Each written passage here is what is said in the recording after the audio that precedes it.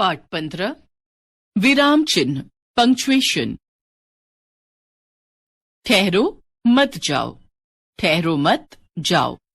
सोनम पढ़ो मत खेलो, सोनम पढ़ो मत खेलो। आपने देखा अलग अलग स्थान पर रुकने का संकेत होने से अर्थ में किस प्रकार भिन्नता आ गई। बच्चों, हम बोलते तथा लिखते समय कई बार रुकते हैं, जिससे हमारी बात तथा भाव को आसानी से समझा जा सके।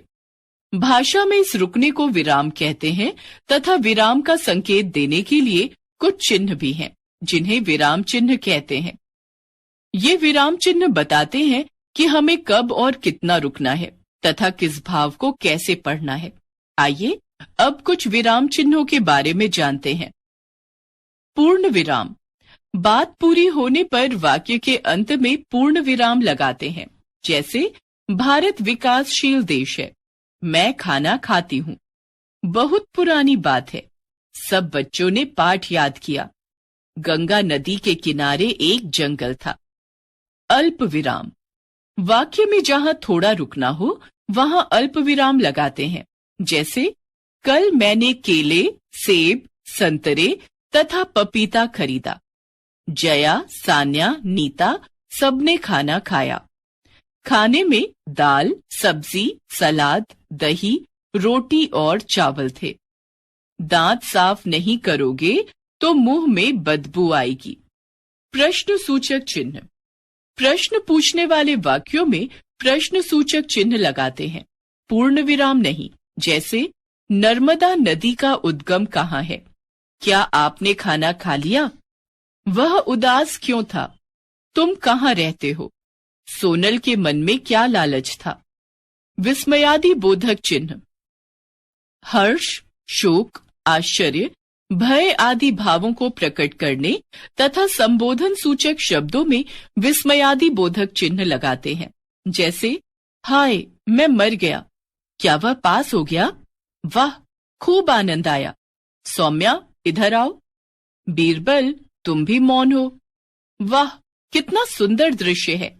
आओ रोहन बैठो। उद्धरण चिन्ह, उद्धरण चिन्ह दो प्रकार के होते हैं। इकहरा उद्धरण चिन्ह, वाक्य में स्थित किसी अक्षर, शब्द, शीर्षक, ग्रंथ, वस्तु या व्यक्ति के उपनाम को स्पष्ट करने के लिए इसका प्रयोग किया जाता है। जैसे सुभाष चंद्र बोस को नेताजी के नाम से जाना जाता है।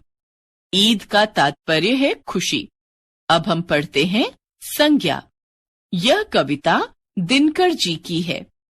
दोहरा उद्धरण चिन्ह, किसी के कथन को ज्यों का त्यों लिखने के लिए इसका प्रयोग किया जाता है। जैसे जाओ मुझे खाना नहीं खाना, रोते हुए सान्या बोली। माँ ने कहा अब पुस्तक पढ़ो। राधा चिल्लाई, माँ बचाओ। अध्यापिका ने पूछा, सुमन क्या तुम्हारा घर बहुत दूर है? योजक चिन्ह, दो शब्दों को जोड़ने के लिए योजक चिन्ह का प्रयोग होता है। जैसे वह हंसते हंसते बोलता है। मेले में हर जगह स्त्री, पुरुष, वृद्ध बच्चे ही नजर आ रहे थे। जंगल में रंग बिरंगे पक्षी थे। साफ साफ लिखें। एक बार फिर से, वाक्य में कहाँ रुकना है इसका संकेत देने वाले चिन्ह विराम चिन्ह कहलाते हैं। विराम चिन्ह अर्थात रुकने का संकेत देने के लिए विभिन्न चिन्हों का प्रयोग होता है। पूर्ण विराम, वाक्य पूर्ण होने पर वाक्य के अंत में। अल्प विराम, थोड़ा रुकने के लिए। प्रश्न सूचक चिन्ह, प्रश्न पूछने के लिए। विस्मयादि बोधक चिन्ह, हर्ष, शोक, आश्चर्य, भय आदि सूचित करने के लिए तथा संबोधन सूचक शब्दों में।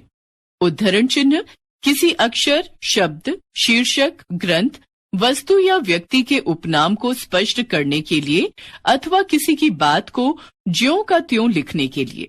योजक चिन्ह, दो शब्दों को जोड़ने के लिए।